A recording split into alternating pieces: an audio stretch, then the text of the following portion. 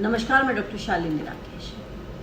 केंद्र में बैठी भाजपा सरकार आज अपने 7 साल पूरे कर चुकी है। उस 7 साल को अगर हम अपनी नज़र से देखते हैं तो हम उसे 2 भागों में बांट करके देखेंगे कि इसमें सरकार को क्या मिला और जनता को क्या मिला। सरकार को जो मिला उसकी बात देखें तो ऐसा लगता है कि हमने एक प्रधानमंत्री नहीं, हमने एक राजा चुना था। प्रधानमंत्री ने इस 7 साल के कार्यकाल में 682 यात्राएं की हैं, जिसमें से 202 चुनावी रैलियां भी शामिल हैं। प्रधानमंत्री की यात्राओं को अगर देखा जाए तो हर तीसरे दिन या 85 घंटे के बाद वो पीएमओ ऑफिस से बाहर थे। तो सबसे ज़्यादा हवाई यात्रा करने वाले प्रधानमंत्री नरेंद्र मोदी जी साबित हुए। इससे पहले किसी भी प्रधानमंत्री ने इतनी यात्राएं नहीं की हैं। और अगर प्रचार और प्रसार की बात देखी जाए तो इस सरकार ने अपने प्रचार और प्रसार पर बहुत जोर दिया है। 3 करोड़ प्रतिदिन का प्रचार प्रसार किया गया और आज तक आरबीआई से पैसा लेने वाली यह सरकार नंबर 1 पर है।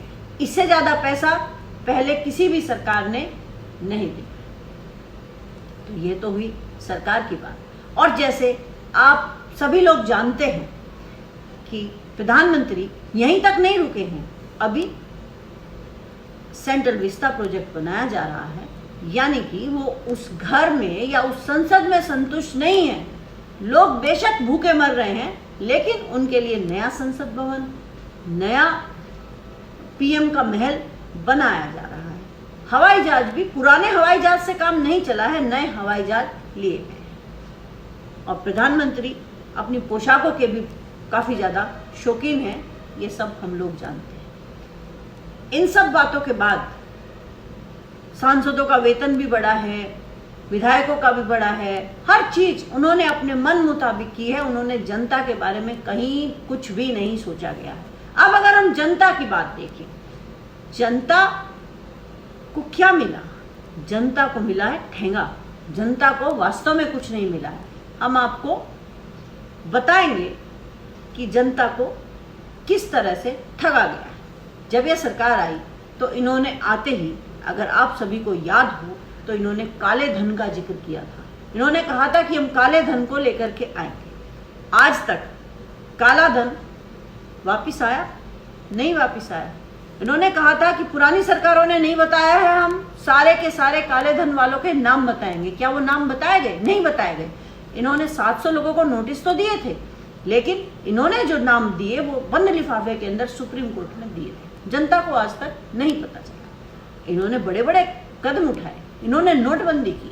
नोटबंदी में यह कहा गया कि भ्रष्टाचार खत्म हो जाएगा और 1000 के नोट से भ्रष्टाचार होता है तो हम 2000 का नोट लाएंगे। आपको क्या लगता है कि भ्रष्टाचार खत्म हो गया है? नहीं, भ्रष्टाचार तो दोगुना हो गया है।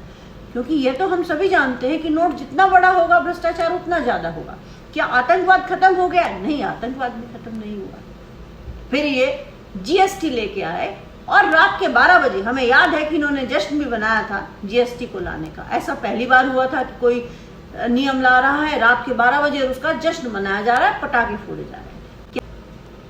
जो ये कहते थे कि मैं देश नहीं बिकने दूंगा, उन्होंने तो देश बेचने के लिए ऐसा मालूम होता है जैसे सेल लगा रखी है। रेल, सेल, हवाई अड्डे, बंदरगाह, सब कुछ बेचा जा चुका है। और बेचा किसको गया है? अपने ही करीबियों को। इसमें फायदा, निजीकरण का फायदा बताते हैं। आप ही बताइए, क्या बिजली पहले सस्ती थी या अब सस्ती है? अब बिजली महंगी है।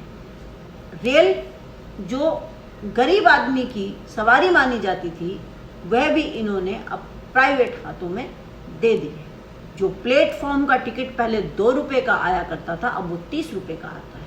और एयरपोर्ट जो इन्होंने बेच दिए हैं, अगर आप वहां पर देखेंगे तो जो गाड़ी की पार्किंग के पैसे चार्ज किए जाते हैं वो पहले से दुगने तिगने हैं। इसमें जनता का फायदा क्या है? इसमें तो आपका ही फायदा है। आपने तो सारी चीजों को ये कह दिया कि इनमें फायदा नहीं है, और वो लोगों ने खरीद ली, उनको आपने औने पौने दामों पर बेच दिया है, और आपके दोस्त माला माल हो रहे हैं। इसीलिए तो भारत की जीडीपी आज एशिया में निचले स्थान पर पहुंची है, सिर्फ फिलीपींस ही उससे ऊपर है, और आपके जो दोस्त हैं फर्स्ट नंबर पर अंबानी और सेकंड नंबर पर अडानी पहुंच गए हैं, क्योंकि आपने उनकी सहायता की है। आज तो भारत वही लोग चला रहे हैं। फिर जब देश के अंदर महामारी आई, तो उस महामारी के अंदर भी जब कोरोना की पहली लहर आई थी, तो आपने पीएम केयर फंड बनाया, जनता से ही आपने पैसे मांग लिए, जनता ने दिल खोल करके आपको पैसे दे भी दिए। उसके बाद आपने जब दूसरी वेव आई, तो जनता ने फिर अपने आप को ठगा हुआ महसूस किया, क्योंकि जो उन्होंने पैसे दिए थे आपको, और आपने पीएम केयर फंड पे बड़ी बड़ी बातें की थी, आपने 20 लाख करोड़ का पैकेज दिया था, लेकिन अस्पताल तो पहले के जैसे ही थे, जैसे पहले थे वैसे के वैसे ही थे। उसके अंदर तो कोई भी सुविधाएं नहीं बढ़ी थी। सरकारी अस्पतालों में की जो गिनती है उसमें कोई बहुत बड़ा उछाल नहीं आ गया था, और हद तो तब हो गई जब यहाँ पर लोगों को जीने के लिए ऑक्सीजन तक मुहैया नहीं हो रही थी। जब आप कोरोना को ताली थाली दिए और गो कोरोना के नारे से भगा रहे थे, और भक्त लोग गोमूत्र और गोबर न जाने क्या क्या लगा भी रहे थे, लेकिन कोरोना तो गया नहीं। सेकंड वेव के अंदर वो जाना भी नहीं था। सेकंड वेव के अंदर जब लोगों धड़ाधड़ मरने लगे, तो आप आंकड़े छुपाते हुए नजर आए। अरे कम से कम मरने वालों का सही आंकड़ा तो बता दीजिए। आप तो खुद को गंगा का बेटा कहते थे, आप तो ये कहते थे कि मैं तो गंगा का बेटा हूँ, मुझे गंगा ने बुलाया है, और मैं तो नमामि गंगे के नाम से बड़ा स्वच्छता अभियान चला रहा हूँ। क्या हुआ उस गंगा की सफाई योजना का? उसमें भी पैसे खा लिए गए। क्या गंगा साफ हो गई? नहीं। 2-3 दिन पहले हमने टीवी पर देखा कि गंगा का तो पानी भी हरा हो गया है। ऐसा पानी तो गंगा का वहां पर कभी पुजारियों ने देखा भी नहीं है। गंगा तो और ज्यादा दूषित हो चुकी है।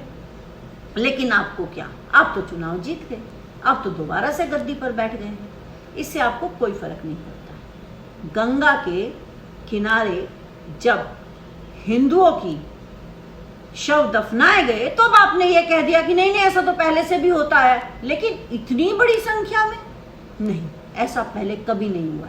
अरे अंतिम संस्कार के लिए लोगों के पास लकड़ियां तक नहीं थी, इससे बुरी और क्या हालत होगी देश की। लोग मर रहे थे, लोगों के पास ऑक्सीजन नहीं थी, लोगों को इलाज नहीं था, लोगों को बेड नहीं था, वो इलाज के अभाव में मर गए। वो लोग भी बेड नहीं प्राप्त कर पाए जिन्होंने कम से कम पीएम केयर फंड के अंदर 2.5 लाख रुपए का अनुदान दिया था। उसके बाद फिर आपने बड़े जोर शोर से बोल दिया कि हमने तो पीएम केयर फंड के अंदर पीएम ने वेंटिलेटर दान किए, और वो वेंटिलेटर, उन वेंटिलेटर की तो कलई ही खुल गई जब यह पता चला कि ये वेंटिलेटर तो नकली हैं, ये वेंटिलेटर तो काम करते ही नहीं है, ये तो खराब। वेंटिलेटर बनाने का जो ठेका है वो किसको दिया गया? वेंटिलेटर बनाने का जो ठेका है वो आपके उस दोस्त को दिया गया जिसने आपको मोदी लिखा हुआ सूट दिया था जब ओबामा आपसे मिलने के लिए आए थे। तो उन्होंने तो ये करना ही था, वो तो ये करते ही, क्योंकि उनकी जान थोड़ी ही जानी थी। जान किसकी जानी थी? हिंदुस्तान के लोगों की। उन वेंटिलेटर के अंदर जो ऑक्सीजन फ्लो होता है वो कभी भी बढ़ जाता है, कभी भी घट जाता है। डॉक्टरों ने उसे यूज करने से ही मना कर दिया। लेकिन आपकी इमेज खराब नहीं होनी चाहिए, इसीलिए आपने जो गंगा किनारे शव दफनाए गए थे, आंधी आई और बालू उड़ने लगा तो उनके ऊपर से चादरें तक उतार ली गई। अरे शवों के ऊपर से चादर उतारने वाली सरकार, ऐसी सरकार हमने पहले नहीं देखी थी। लेकिन इसमें गलती आपकी बिल्कुल भी नहीं है। ये तो ठीक है कि बस्तियां जलाई गई, लेकिन सवाल तो यह उठता है कि बस्तियां जलाई किसने? माचिस किसने दी थी हाथ में? अरे माचिस तो जनता ने दी थी। तो भुगतना तो इन्हीं को था, क्योंकि हिंदू मुस्लिम का एजेंडा आप लेकर के चले। आप तो मुस्लिम विरोधी बातें करते रहे। आपको हिंदू राष्ट्र थोड़ी बनाना था, आपको तो मुस्लिम विरोधी राष्ट्र बनाना था। जो घोटाले करे उसको आप कुछ नहीं कहते हैं। गरीब आदमी का एक सहारा होता है बैंक। बैंकों के अंदर वो अपनी जीवन भर की पूंजी रखता है, लेकिन आपने उसके साथ क्या किया? बैंकों से अपने करीबियों को आपने बड़े बड़े लोन दिलवाए और वो लेकर के भाग गए और आपने उसको माफ करवा दिया, क्योंकि आपके बाप का क्या जाता है? जनता के टैक्स का पैसा है, जनता भुगतेगी अपने आप। विश्व में सबसे ज्यादा जो पैसा नहीं लौटाया गया है उसमें भी भारत नंबर 1 पर है। 9.5% है जो पैसा नहीं लौटाया गया है। बाकी देशों में किसी में 1% हो गया, किसी में 1.5% हो गया, किसी में 0 पॉइंट कुछ हो गया। इतना थोड़ी होता है। गरीब आदमी को आप कहते हैं हमने मुद्रा योजना के अंदर लोन दिए। अगर आपने मुद्रा योजना के अंदर लोन दिए थे तो फिर लोग बेरोजगार क्यों हैं? फिर आपको पूछना चाहिए था कि हमने मुद्रा योजना के अंतर्गत जो लोन दिए हैं तो लोगों ने उसका क्या किया। आज बेरोजगारी चरम पर है। बेरोजगारी भी आज 17% तक पहुंच चुकी है, जो शायद विश्व में सबसे ज्यादा है। और आपने वादा किया था कि आप 2 करोड़ रोजगार देंगे, लेकिन पिछले 7 सालों में तो 11 करोड़ लोगों की नौकरियां चली गई हैं। सरकारी नौकरी तो आपने दी ही नहीं है, ये तो सबसे कम दी गई है। और फिर लास्ट में वही है कि गलती किसकी है? गलती तो इस जनता की है, तो भुगतना तो जनता को ही है। आपका कुछ नहीं जाता है। आपको सिर्फ जनता को उल्लू बनाना था, अपने लोगों का भला करना था। लेकिन आज मैं दावे के साथ कह सकती हूं कि भारत के प्रत्येक व्यक्ति के मन में एक क्वेश्चन मार्क है कि आखिर क्या हुआ, उसे क्या मिला। इस सरकार में इस पिछले 7 साल में एक भी आदमी आपको जनता से ऐसा नहीं मिलेगा जो खुश हो। वो ये कहेगा कि मुझे इस सरकार के आने से ये फायदा। आप कहते थे make in India. Make in India के अंदर क्या मिला? मेक इन इंडिया के अंदर हमें नफरत मिली, बाकी हमें कुछ नहीं मिला। कितने लोग लिंचिंग में मार दिए गए? क्या पहले ऐसा होता था? नहीं होता था। आपके आने के बाद हिंदू मुस्लिम झगड़ों में बढ़ोतरी हुई है। लोग मर गए, भीड़ तंत्र के द्वारा लोग मार दिए गए और किसी को सजा नहीं मिली है, ना ही मिलेगी। बल्कि जो जेल से बाहर आते हैं उनका तो महिमा मंडन किया जाता है। ऐसा इस मेरे भारत देश के अंदर हुआ है। महिलाओं की स्थिति बहुत बुरी है। अगर हाथरस कांड देखा जिसने भी, तो उस महिला की आंखों से आंसू आज तक नहीं गिरे। जनता को जब स्वास्थ्य सेवाओं की आवश्यकता थी तो उसे स्वास्थ्य सेवाएं नहीं मिली। और जो शिक्षा के क्षेत्र में आज भारत बिल्कुल पिछड़ा हुआ है। आप चुनाव के लिए आप शिक्षकों की ड्यूटी लगा देते हैं, चाहे शिक्षक मना करें, वो मर जाएं तो मर जाएं। जब वो हो हल्ला करें तो उनको सांत्वना दे दी जाती है कि नहीं नहीं तुम्हें पैसे दे दिए जाएंगे। और आप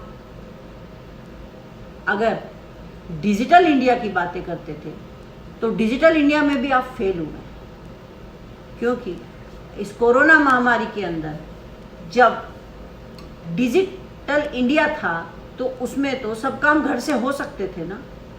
चलो बाकी भारत के बाकी जगह नहीं हो सकता था, लेकिन दिल्ली तो देश का दिल है, राजधानी है, वहां पर तो हो सकता था।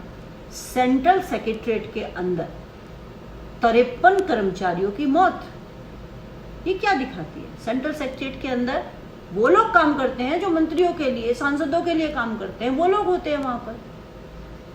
तो इसका मतलब आप वहां भी फेल हो गए। आपने जितनी योजनाएं चलाई सारी की सारी योजनाएं सिर्फ कागजों पर थी। स्वच्छता अभियान चलाया गया तो वो दीवारों पर था। स्वच्छता अभियान जमीन में कहीं दिखाई नहीं दिया। बस एक योजना का नाम देना आप भूल गए हैं, वो थी भारत लूटो योजना। भारत को बुरी तरह से लूट लिया गया है। और अगर कोई सवाल पूछे या सवाल उठाए तो आप उसको जेल में डाल देते हैं। मीडिया तो आपने खरीद ही रखा है। अगर अब आदमी सोशल मीडिया पर अपनी बात कहने लगे तो उसका अकाउंट बंद कर दिया जाता है। फेसबुक, इंस्टाग्राम, ट्विटर सब कुछ अब आपके हाथ में है, बंद हो जाता है। ना जाने अब कब हम जैसे लोगों को भी जेल में डाल दिया जाए, कुछ नहीं कहा जा सकता है। लेकिन अगर हमने इस समय में भी आवाज नहीं उठाई तो फिर हमारी यह देशभक्ति किस काम की है?